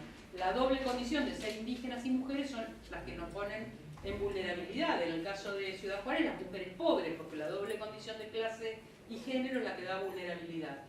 Entonces, a Marcela Lagarde le parece que hay que crear una palabra que diga más que el hecho de que se han matado mujeres. Que diga que se han matado mujeres por su condición de mujeres, por su condición femenina, por eso pone ese nombre feminicidio, pero que es un poco incómodo, un poco redundante, y finalmente triunfó la palabra femicidio, internacionalmente es la que más se usa. Son pocos los estados que utilizan feminicidio y nuestro propio proyecto de ley, cuando se evaluó generar una figura penal, era también femicidio, ¿no? Entonces, feminicidio denomina, decía Lagarde, el conjunto de violaciones a los derechos humanos de las mujeres, el conjunto de violaciones, porque ella habla de violencia feminicida, que contienen los crímenes y las desapariciones de las mujeres. Habla de violencia feminicida porque todo ese conjunto de condiciones va generando esa víctima que finalmente puede llegar a ser asesinada, ¿no? Como último eslabón. Hay varias cuestiones que van a favorecer la existencia del femicidio. Una es las prácticas sociales. El femicidio es el genocidio contra mujeres y sucede cuando las condiciones históricas generan prácticas sociales que permiten atentados violentos contra la integridad, la salud, las libertades y la vida de niñas y mujeres. Los femicidios son crímenes de odio, es decir, la condición de mujer es la condición que produce la vulnerabilidad específica de esa víctima y son muchas las formas de violencia. Someterla a esclavitud, encerrarlas, recortarles económicamente sus posibilidades, la celotipia que se mencionaba recién como parte de las condiciones de vinculación, el control. Bueno, todas esas son condiciones, la cosificación de las mujeres, de sus cuerpos, el pensarlas como mercancías, el pensarlas como cuerpos apropiables, como posesión, el no aceptar que esa mujer tenga autonomía y una vez rota una pareja pueda hacer una pareja con otro señor. Bueno, todas estas condiciones de violencia feminicida, la falta de acceso a la educación, la falta de acceso al trabajo, la falta de acceso a la salud reproductiva, todas estas son consideradas formas de violencia feminicida que determinan que se naturalice como práctica social tratar a las mujeres como inferiores y como no ciudadanas, y esta manera de tratarlas no como sujetos de derechos, sino como objetos, termina entonces siendo una práctica social femicida. Características de las víctimas y características de la práctica social que contextúa. Sí, claro, una práctica, pero porque ella va a hablar, es una práctica social que crea degrada a las mujeres, que crea un contexto de que si el Estado no interviene, por eso me interesa ver todos estos elementos, van yendo de a uno, pero hay que ver esa integralidad. Si el Estado no interviene en ese contexto social, que era el contexto en México, si el Estado no interviene para equilibrar, es corresponsable, porque ha permitido que las mujeres vivan en esa inseguridad cotidiana. Los daños contra niñas y mujeres realizados por conocidos y desconocidos, violentos y violadores, asesinos individuales y grupales. Esto es todo lo que fue viendo la comisión y es mucho más larga la enumeración. Es decir, una de las cosas que hay que hacer es sacar del estereotipo de quién es el violento, sacar el estereotipo de quién es la víctima, porque lo que se encontró es una diversidad enorme, ocasionales o profesionales, que conducen a la muerte cruel de algunas víctimas. Algunos son concertados, cometidos por parejas, exparejas, parientes, novios, esposos, acompañantes familiares, visitas, colegas y compañeros de trabajo. No todos, en algunos hay un vínculo previo, pero no en todos. Tienen en común que las mujeres son consideradas usables, prescindibles, maltratables y desechables. Ese sería el contexto de desvalorización. ¿Qué pasa con las autoridades? Vimos qué pasa con el contexto social, qué pasa con los sujetos que intervienen en esta situación de víctima y victimario, pero que no es situación aislada, hay que verla en ese contexto social. ¿Qué pasa con las autoridades? Concurre de manera criminal el silencio, esto es lo que mencionaba Alicia con respecto a la responsabilidad de las autoridades policiales, las autoridades civiles, el Ministerio Público. Concurre de manera criminal el silencio, la omisión, la negligencia y la complicidad parcial o total de autoridades encargadas de prevenir y erradicar estos crímenes. Su ceguera de género o sus prejuicios sexistas y misóginos sobre las mujeres intervienen en la construcción de impunidad. No da las suficientes garantías a las niñas y a las mujeres, ni crea las condiciones de seguridad que garanticen sus vidas en la comunidad, en la casa, en los espacios de trabajo, de tránsito y de esparcimiento. Esto es muy importante porque a veces la autoridad cree que debe crear la seguridad en ciertas instituciones públicas. Entonces va a cuidar, bueno, no se tortura en la cárcel, pero en la casa se tortura. No va a haber una agresión física en la escuela, pero dentro del boliche puede haber agresión física y agresión sexual, mientras hay una situación de esparcimiento, y hasta se va a responsabilizar a la víctima por eso. Entonces, las autoridades deben poner una perspectiva de género porque todas estas son sus responsabilidades. Y finalmente el Estado, esto que ha sido sancionado precisamente en el caso Campo Algodonero. El femicidio se fragua en la desigualdad estructural entre mujeres y varones, así como en la dominación de los hombres sobre las mujeres, que tienen en la violencia de género un mecanismo de reproducción de la opresión de las mujeres. Cuando el Estado es parte estructural del problema, por su signo patriarcal y por su preservación de dicho orden, el femicidio es un crimen de Estado. Esta es la afirmación de Marcela Lagarde y creo que es lo que se ha desarrollado en el caso Campo Algodonero como responsabilidad. Gracias.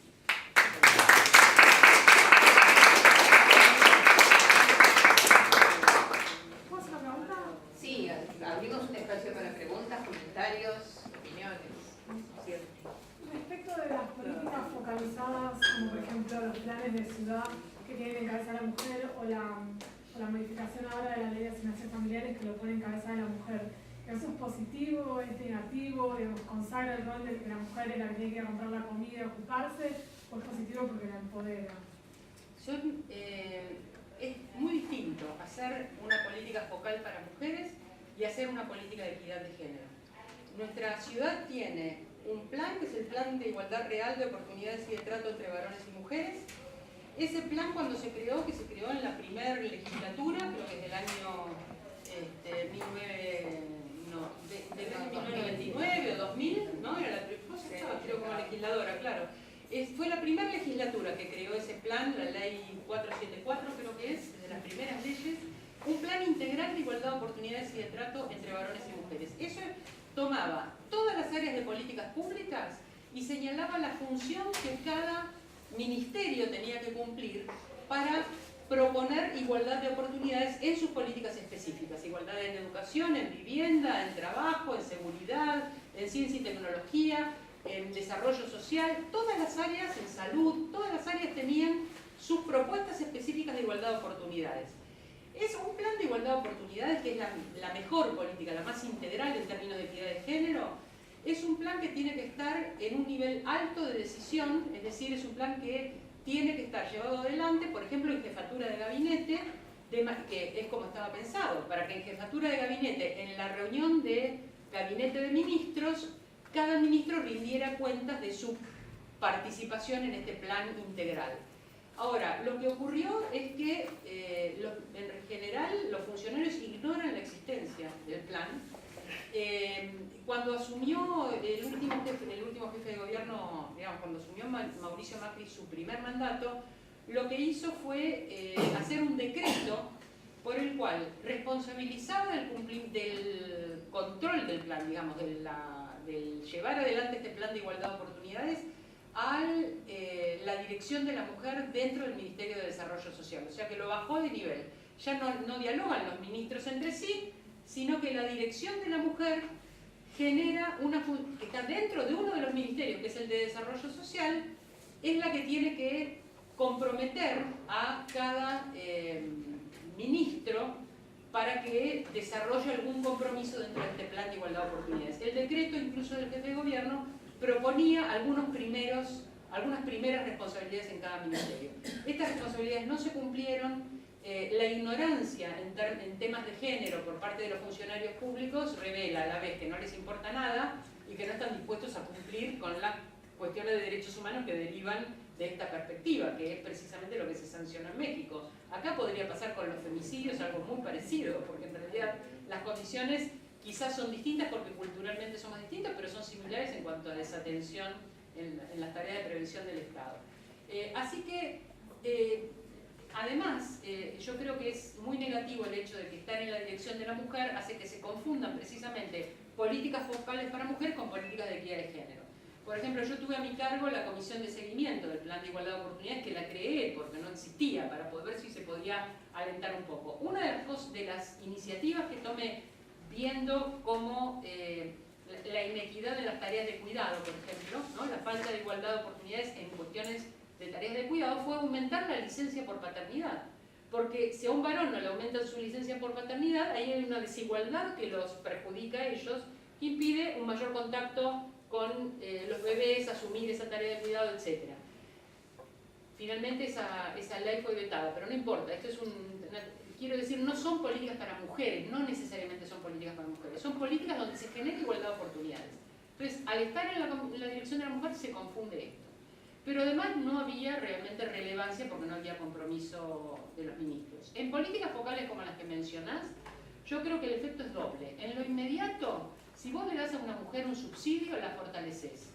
Ahora, cuando vos le das a esa mujer el subsidio para que se ocupe de las tareas de cuidado, como las tareas de maternidad o las tareas domésticas, lo que le estás diciendo es: esta es responsabilidad tuya, y estás fortaleciendo el estereotipo de que la responsabilidad de cuidado es tarea de mujeres. Como esas mujeres muchas veces son mujeres solas, pensemos que tenemos un 30% de hogares monoparentales a cargo de mujeres, entonces no es que esa mujer en otras condiciones reparte las tareas, está sola y tener un subsidio la ayuda a sobrellevarlo. Yo recuerdo acá mismo en la Defensoría del Pueblo, cuando hacíamos seguimiento de los planes para jefes y jefas de hogar y de otro tipo de planes sociales, que muchos varones tenían el plan para jefes de hogar, y cuando apareció el plan familia, que les decía a las mujeres: ustedes en lugar de ir a trabajar o en lugar de estudiar se quedan en su casa cuidando a los chicos, ellos decían: yo también me quiero quedar en mi casa cuidando a los hijos. Recuerdo uno que vino y me dijo: a mí me dieron como tarea ir a limpiar los baños del Departamento Central de Policía, yo quiero quedarme en mi casa cuidando a mis hijos. ¿Por qué el hecho de ser varón me impide tener esa oportunidad, que es elegir por el subsidio una tarea de cuidado? Así que yo creo que son como dobles mensajes. Por un lado, en lo inmediato, un subsidio fortalece económicamente, es una buena política de distribución, si lo pensamos en los términos que mencionábamos. Por otra parte, en política de reconocimiento es pésima porque fortalece el estereotipo, y en política de representación también, porque eso no se hace consultando a las mujeres, se hace generalmente de manera paternalista y bastante poco participativa.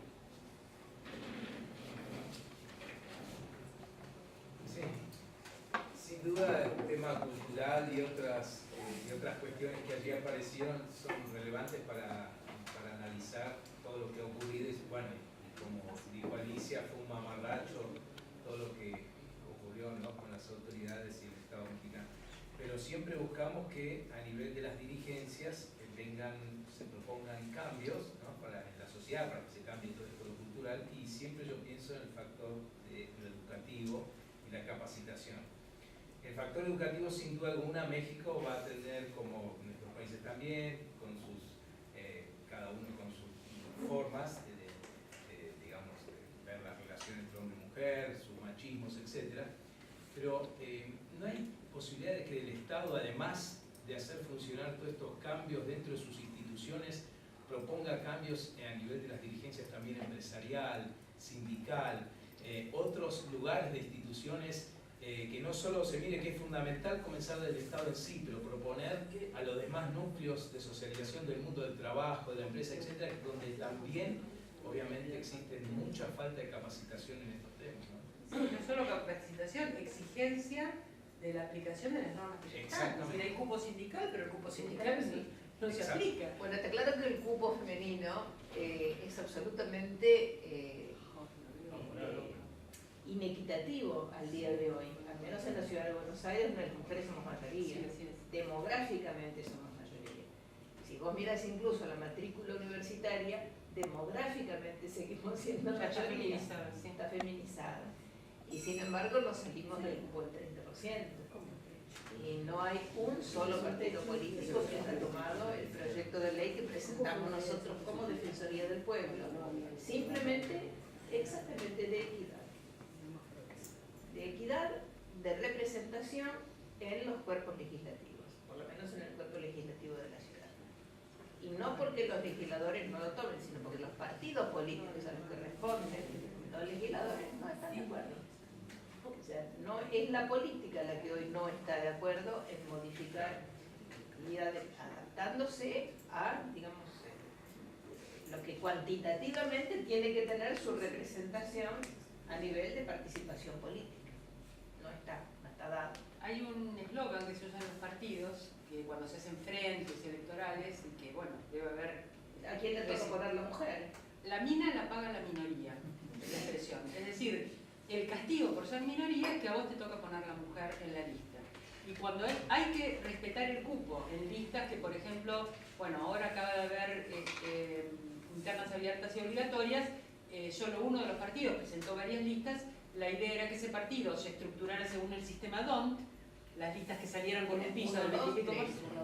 Pero el sistema DONT ponía 4 varones seguidos, 3 varones seguidos, cosa que no podía ocurrir. Entonces, ¿qué tenía prioridad? ¿El sistema DONT o la ley de cupo? Claramente la ley de cupo, es decir, debía ceder el sistema DONT a la representación equitativa para que hubiera una participación de mujeres. Y eso es terrible cuando se hace un frente político, porque cada uno que entra con un torniquete después de debates infinitos de distintas agrupaciones, de distintos partidos políticos. Entonces todavía la cultura política, como dice Alicia, es una cultura totalmente deficiente con respecto a las condiciones de igualdad, ¿no?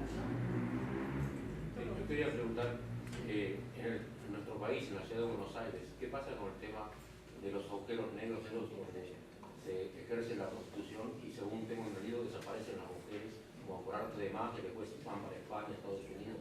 Hay vías así de eliminación de mujeres directamente. Ayer la Fundación Alameda puso en internet un listado de todos los prostíbulos de la ciudad de Buenos Aires, son más de 50 hojas. Sí, ahora ellos llaman prostíbulo a todo lugar donde haya una mujer ejerciendo la prostitución. Sí, y allí lo haga por cuenta propia. Claro, Porque ahí está complicado porque la prostitución no está prohibida, o sea, si una mujer no está prohibido, sino que ha mujeres. costado mucho trabajo terminar con ese prejuicio, más allá de que tampoco creo que la sea prostitución no debe ser penalizada. Parte del error consiste, vos tenés 3 posiciones con respecto a la prostitución: el prohibicionismo, que es decir, no se puede ejercer la prostitución; el reglamentarismo, que es decir, bueno, la vamos a ejercer, vamos a permitir que exista, pero reglamentada por el Estado, y entonces van a tener que tener libreta sanitaria y reportarse y haber un listado, etcétera. O el abolicionismo, que es la posición legal que corresponde a Argentina, que va a considerar que las mujeres o las personas que están en prostitución no son delincuentes sino víctimas de un sistema prostituyente, por lo tanto no se las va a penalizar, que es lo que decía Alicia, dejar el prejuicio de que ellas son las delincuentes, porque la delincuencia es la explotación, el someter a alguien involuntariamente a esclavitud sexual, el lucrar con la prostitución ajena, la trata de personas, etc. Ahora, si...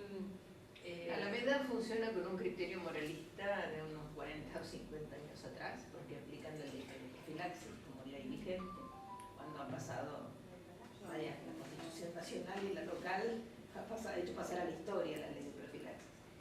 Y no respeta la voluntad individual, que en muchos casos son mujeres que han hecho esa opción, habida cuenta de la falta de trabajo en otras condiciones, porque ese trabajo tiene que hacer. Yo creo que hay un error, porque yo estuve en las También hay prostíbulos, además. En las reuniones de ellos y en realidad están tratando solamente de ver cómo se hace con los prostituyentes, o sea, la gente con la cual tienen que enfrentarse uno cada vez que se hace con prostíbulo para decir, a ver cómo es este asunto, etc. Exactamente. Aquí hay una cuestión de violencia encubierta, donde desde mi punto de vista, y según las fotos que he tenido a la vista, hasta el propio jefe de gobierno ha estado en prostíbulo recibiendo plata de la mafia de prostitución. Bueno, él estuvo en Cancún en un boliche donde se dice que había mujeres que ejercían la prostitución, pero, y estuvo con el dueño, etcétera. De todas maneras, estaba con su esposa, efectivamente. De todas maneras, yo creo que hay varias cosas en las que hay que tener cierto cuidado. Por un lado, ¿qué le corresponde hacer al Estado en la situación de prostitución, de un sistema prostituyente? Al Estado le corresponde proteger a las víctimas y darles alternativas. Prevenir la prostitución, prevenir la explotación de la prostitución, prevenir también que el hecho de que las personas que no quieren estar en prostitución están siendo explotadas.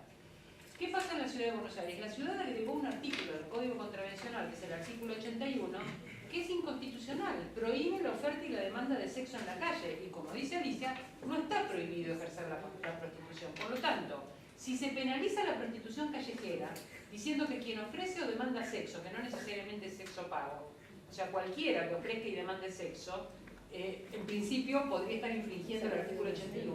Igual no se cumple. No se cumple, ahora quiero hablar de esto. El artículo 81 es inconstitucional, porque está penalizando algo que no es un delito. Ahora, como dice Alicia, no se cumple, es decir, quienes tienen que labrar las actas contravencionales, lo que hacen es labrar una enorme cantidad de actas a quienes ofrecen y no hay actas para quienes demandan, porque arreglan informalmente de otra manera.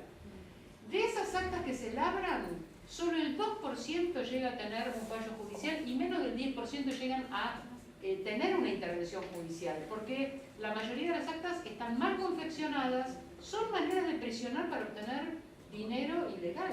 Es decir, que este sistema que debería ser de protección termina siendo de impunidad, termina siendo de persecución, de dinero, digamos, de solicitud de coimas, y algo que yo creo que es muy lesivo, y es el hecho de que si se persigue la prostitución callejera, esas mujeres van a ir a lugares donde van a ser explotadas. Van a ir a un bar donde se le va a cobrar por sentarse a esperar a sus clientes, o van a ir a un prostíbulo donde alguien va a lucrar con su ejercicio de la prostitución. Entonces, la verdad es que no es un buen método, porque se ha mostrado que no es que se prohíbe la oferta y la demanda porque se quiere ayudar a estas personas. Se prohibió, no se hace eficazmente el labrado de actas. Yo hice una investigación porque hice un proyecto para derogar el artículo 81 y en ese momento hice una investigación estadística de cómo era la intervención policial y judicial en esto. Y la mayor cantidad de actas estaban elaboradas a travestis peruanas, es decir, la doble condición de ser migrante y ser travesti y en prostitución. No sé por qué ese grupo era el grupo mayoritario, pero es una cosa totalmente fuera de las estadísticas normales de si uno toma la población que ejerce la prostitución en la ciudad de Buenos Aires, que deben ser unas 3.000 y pico, creo que entre 3.000 y 4.000 personas, ¿no? No estoy muy segura por eso. No sé, porque creo que tampoco hay un censo. En la calle trabajan libremente y a la vista de la policía y de todo el mundo. Sí hay quejas de algunos vecinos. Bueno, hay quejas. Zonas de constitución hay quejas de los vecinos. ¿Acaso no es prostitución masculina ubicar de la femenina. No, también hay masculinas, pero los consumidores muchas veces son otros varones. Hay mucha prostitución masculina cuya demanda es de otros varones. Por eso, porque siempre se habla de la prostitución femenina, pero nunca de la prostitución masculina. Porque es cuantitativamente mayor y porque si uno hace, sí, si uno hace un análisis de género, la condición de prostituyente suele ser masculina. Es decir, cuando mañana me invitan a una jornada que hay en la Casa de la Cultura para analizar cuáles son las condiciones de riesgo de que las personas sean víctimas de trata o sean explotadas sexualmente. Tendremos que hablar también de las condiciones de riesgo por el que los varones son educados para consumir cuerpos de personas.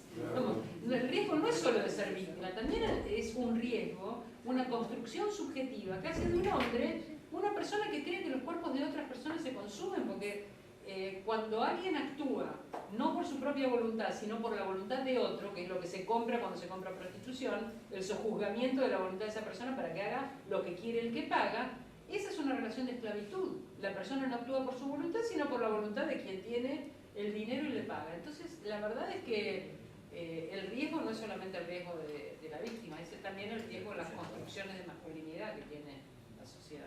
Sí, tiene que ver con la sociedad del mercado donde todo se compra, todo se vende. Así es. La mercantilización de los cuerpos también en el trabajo, que lo que vos mencionabas de los talleres. Hay gente que vende su cerebro, gente que vende su cuerpo, gente que vende sus condiciones. Su hora de trabajo. Tuve la Claro, ocasión, que todo se compra, todo se vende. tuve la ocasión de hablar con un inspector Otra cosa. que estaba acosando un centro cultural. Trabajo Le dije que iba a hacer lo mismo de los prostíbulos. Los prostíbulos están admitidos, están permitidos, y que hay lugares donde hay divisiones y las mujeres directamente pasan una pared que está disimulada, los inspectores generalmente saben que está. Supuestamente eso no es así, está como decía Alicia, la ley de profilaxis. Yo recuerdo que los primeros 10 años, lo que era la Contraloría General Comunal, había una posición así muy higienista, decimonónica. No, pero sí hemos peleado en la Constituyente, después en la primera legislatura hemos tenido el caos por el primer llamado Código de Convivencia, con esa idea de que poniéndole el nombre al código iban a generar la convivencia, ese pensamiento progresista de que los títulos cambian la realidad. Entonces el Código de Convivencia desató una confrontación que nos volvieron locos. Tanto fue en la Constituyente cuando hubo que derogar los edictos, que yo creo que la policía estaba distraída ese día porque pudimos derogar los edictos. Sí, eso yo creo que fue un avance extraordinario. Fue un cambio cualitativo, Y después cuando inventan el Código de Convivencia, ahí se desató la confrontación, porque no hubo capacidad de desarrollo y de debate previo. Entonces, al querer ponerle el título y al título los artículos, bueno, ahí estalló todo. Y el resto han sido remiendos sobre remiendos, porque la verdad es que hoy la legislación de la ciudad es un remiendo sobre remiendo. De todas maneras, yo respeto mucho el trabajo de la cooperativa La Alameda. Nosotros compartimos, somos de hecho los abogados en la cuestión de los talleres clandestinos. Todas las denuncias judiciales llevan la firma nuestra, yo como denunciante o en el caso del doctor Ganor como patrocinante, pero no compartimos con la Alameda esta obsesión de los prostíbulos y de creer que todo lugar donde hay una mujer que se gana la vida como puede, hay que condenarla. No estamos de acuerdo con esa. Y es un ejemplo de falta de participación de las mujeres en las medidas, porque cuando comenzaron a hacerse los scratches en los prostíbulos no se había consensuado con las propias mujeres.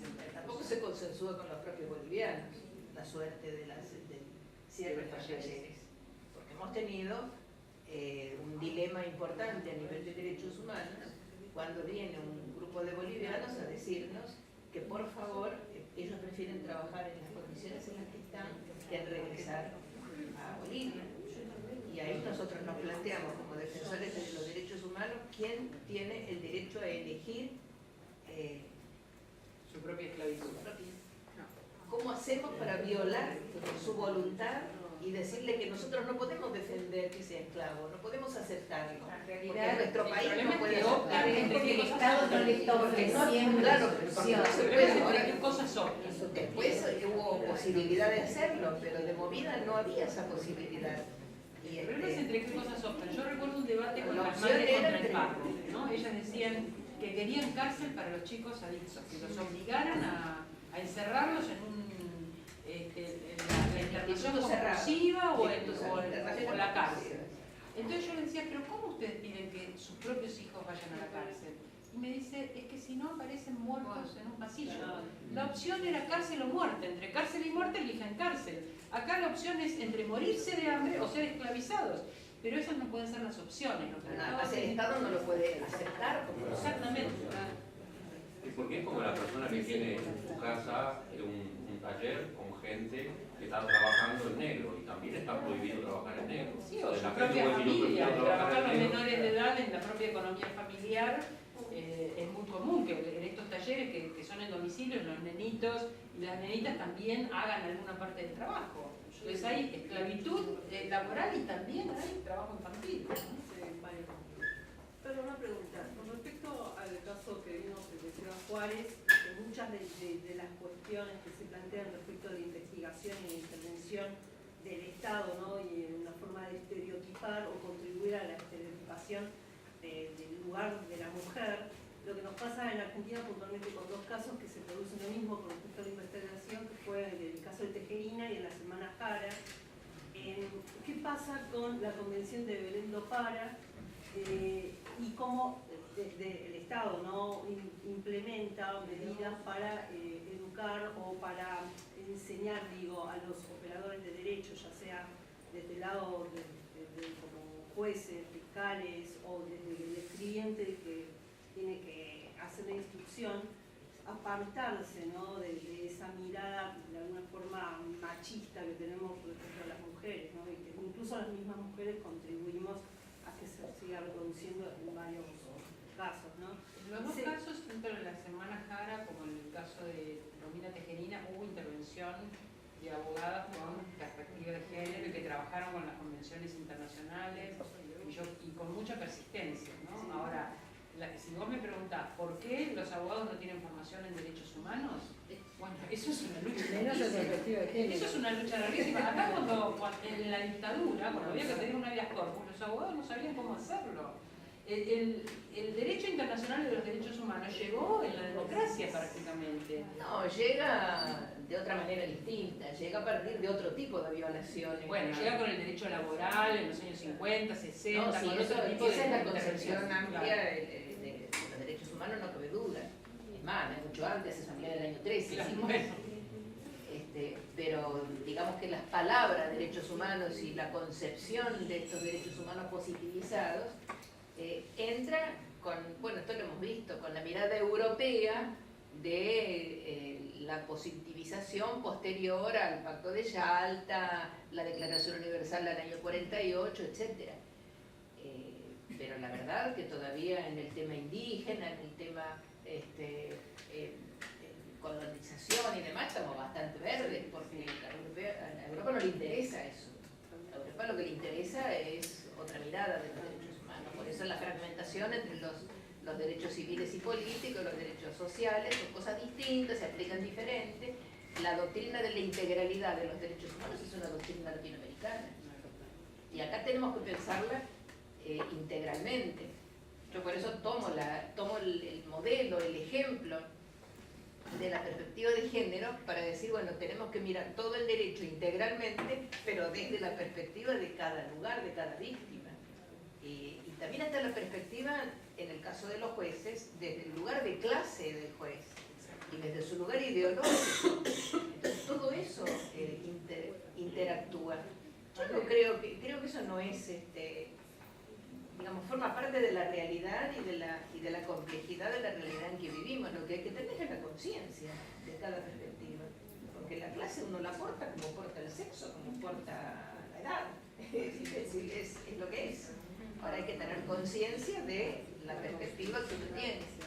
Pero yo hablaba desde el punto de vista de, por ejemplo, la oficina de la mujer, en la corte, en donde, por ejemplo, se están dando distintos... Sí, se está dando, o sea, la corte tiene... Creo que el 30% del poder judiciales. Más del 30 ya está. Es una capacitación básica, digamos, Sí. en perspectiva de Pero hay género. cambios culturales fuertes que no están hechos. Pero se ha trabajado con las cortes de todas las provincias y se ha propiciado la apertura de oficinas mujer en varias de estas cortes provinciales. Se hace muchísima capacitación, muchísima. Incluso ahora, justamente esta semana, se hace una reunión latinoamericana porque hay la idea de trabajar cuestiones regionales, que es lo que vos decís, pensar el derecho no solamente con una perspectiva de género abstracta, sino encarnada en sujetos que además de género tienen situaciones de pobreza que les hacen más vulnerables que si son ricos, situaciones étnicas que Discapacidad, de edad. Exacto, entonces pensar esa interseccionalidad del análisis del derecho que hace que uno pueda poner grados de vulnerabilidad específicos, esta cuestión de las miradas que decía Alicia, si es una mujer está en mayor riesgo que un varón, pero si es una mujer que además tiene una discapacidad está en mayor riesgo que aquella que no la tiene, y si es una mujer indígena en mayor riesgo que la que es blanca o que no tiene problemas de discriminación por sus rasgos o su color de piel. Y ahí hay un reconocimiento difícil para muchas de las mujeres que trabajamos en derechos de las mujeres, que es que encarnamos la opresión en muchas de nuestras características. Si yo soy educada, encarno una situación de superioridad por sobre las personas que no tienen acceso a la educación, o si soy blanca sobre las personas que tienen problemas porque son afrodescendientes o indígenas. Ponerse en el lugar de, aún trabajando en derechos humanos, es decir, aunque yo no quiera, encarno muchas veces situaciones de privilegio que no son privilegios ganados por el mérito, son privilegios en lo que son, en lo que es cada persona. Es tan injusto castigarte por algo de lo que no sos responsable como privilegiarte por algo de lo que no sos responsable. Ya que se habla de contexto, Hay mujeres ricas, claro. así como se habla del contexto en Ciudad Juárez, ¿no se puede decir que en Argentina hay una especie de contexto constituyente? Yo estoy absolutamente segura que es así. De hecho, discutir cuestiones de situación de las personas en prostitución con quienes deben juzgar, y ellos mismos son consumidores de prostitución. Pensemos que una jueza, Ana Álvarez, con mucha valentía interviene en un caso que es el caso de las casitas en Santa Cruz. Las casitas son tierras fiscales. Sí, es una denuncia de la Alameda que había trata de personas en esos lugares. Son tierras fiscales donde el gobernador de la provincia les da la propiedad de esas tierras fiscales a ciertos sujetos para que hagan un barrio de prostíbulos. Es decir, la tierra es cedida por el gobernador. Se construyen esos prostíbulos. No hay control de ninguna índole sobre qué pasa, si hay prostitución infantil, si hay trata, etc. Hay una denuncia con respecto a que hay trata. Se hace un allanamiento. Una jueza hace el allanamiento, es amenazada de miles de maneras, porque cierra los prostíbulos efectivamente porque encuentra víctimas de trata. Hay todo un problema para detectar cuando una mujer es víctima de trata, porque muchas veces tiene que haber protocolos apropiados, se le interroga frente a su explotador, le preguntan si está ahí voluntariamente adelante de su explotador, hay situaciones de amenaza, de riesgo, pero se encuentra que víctimas de trata se cierran. El nuevo gobernador, el que se dio las tierras fue Kirchner, el gobernador Peralta urge a que se abran los prostíbulos porque venían las vacaciones de invierno y los empresarios iban a tener lucro cesante. Esta era la expresión del gobernador con respecto a prostíbulos cerrados por trata de personas. Santa Cruz es el lugar donde más se derivan mujeres en situación de tráfico. El lugar de traslado mayor en todo el país es esa provincia, porque es una provincia muy masculinizada por la explotación de petróleo, por los centros militares, etc. Es decir, como hay... Ahora, ¿cuál es la actitud de quienes tendrían que garantizar las condiciones de igualdad? El presidente del bloque de la legislatura local dijo que los prostíbulos debían ser abiertos y debían favorecerse porque era un lugar de diversión. ¿De diversión para quién? Porque los varones necesitan, cuando necesitan una mujer, tienen donde ir, porque si no, va a ser perjudicial para las mujeres porque van a ser violadas.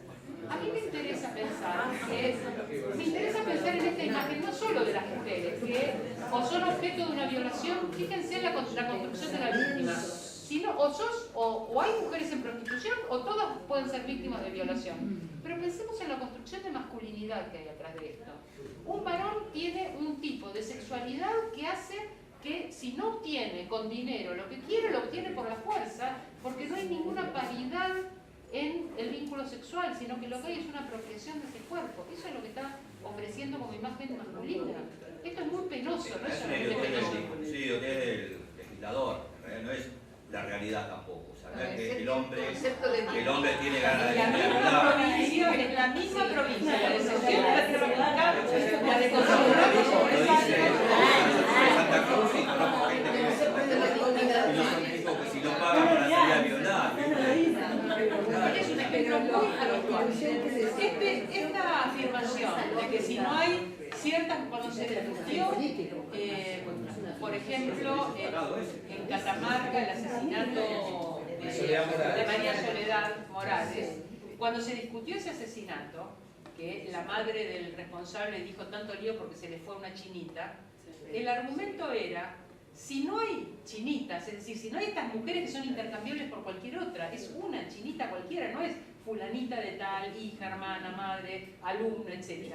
Si no hay estas mujeres, entonces las mujeres decentes podrían correr el riesgo de ser violadas. Este es un argumento absolutamente usual. No es lo que se le ocurrió a un jefe de bloque de un partido político, desgraciadamente. Y era una mujer la que hizo esa frase, no era un varón, porque el machismo no es hormonal, es político. Quería hacer un comentario en relación a eso de lo usual. ¿A eso de qué? De lo usual que acabas de decir, y que tiene que ver también con lo cultural que hablamos antes. Más allá de la libertad de expresión y la libertad de producción artística que se tiene que defender, etc., no habría que realmente ver o rever la legislación que existe dentro de los medios de comunicación. Aparece una cantidad enorme de imágenes de violencia hacia la mujer, de estímulo en muchas telenovelas, de la prostitución, de mujeres narcotraficantes, etc. Continuamente se ve eso en la televisión y creo que la legislación no es clara y desde mi punto de vista, más allá de la libertad de expresión y producción artística, me parece que es una forma de estimular un determinado perfil, una determinada forma de transmitir un mensaje equivocado a la sociedad. La doctora Piedrini habló de la integralidad de los derechos humanos, ¿no? El hecho de que tenemos que considerarlo como un sistema. La censura es una violación muy grave de los derechos humanos. Entonces, cuando uno toma la decisión de decir esto lo voy a censurar, es porque tiene que estar preservando un derecho de mucho mayor valor. De otra manera, preservando un derecho lo que está haciendo es violar otro y a veces de una manera sumamente grave.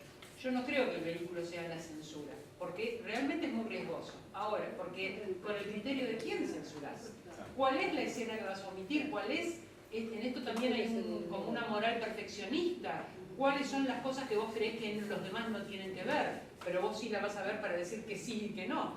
Entonces, pero la ley de violencia califica como forma de violencia la violencia simbólica y la violencia en los medios de comunicación. El problema es que en la ley está enunciado, cuando describe las situaciones de violencia, está enunciada la violencia simbólica y la violencia en los medios de comunicación, pero luego no es tratada, descrita en el articulado de una manera apropiada.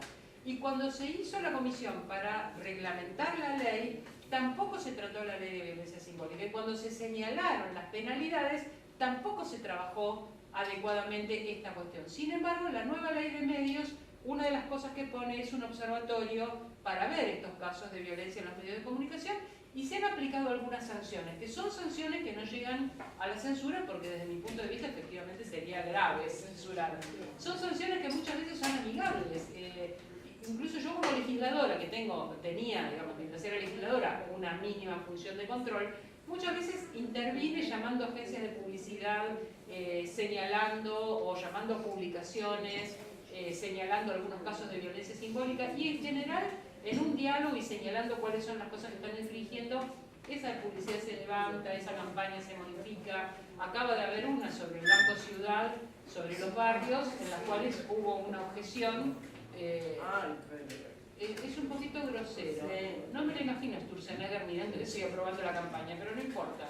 En esa campaña, digamos, que era lesiva para las mujeres, se quitó ese fragmento de la publicidad. Yo creo que estas cosas pueden transcurrir amigablemente sin necesidad de llegar a... Pero para eso tiene que haber personas con esta visión en todos los lugares de poder y de opinión. Obvio, claro. Bueno, muchas gracias. A ustedes.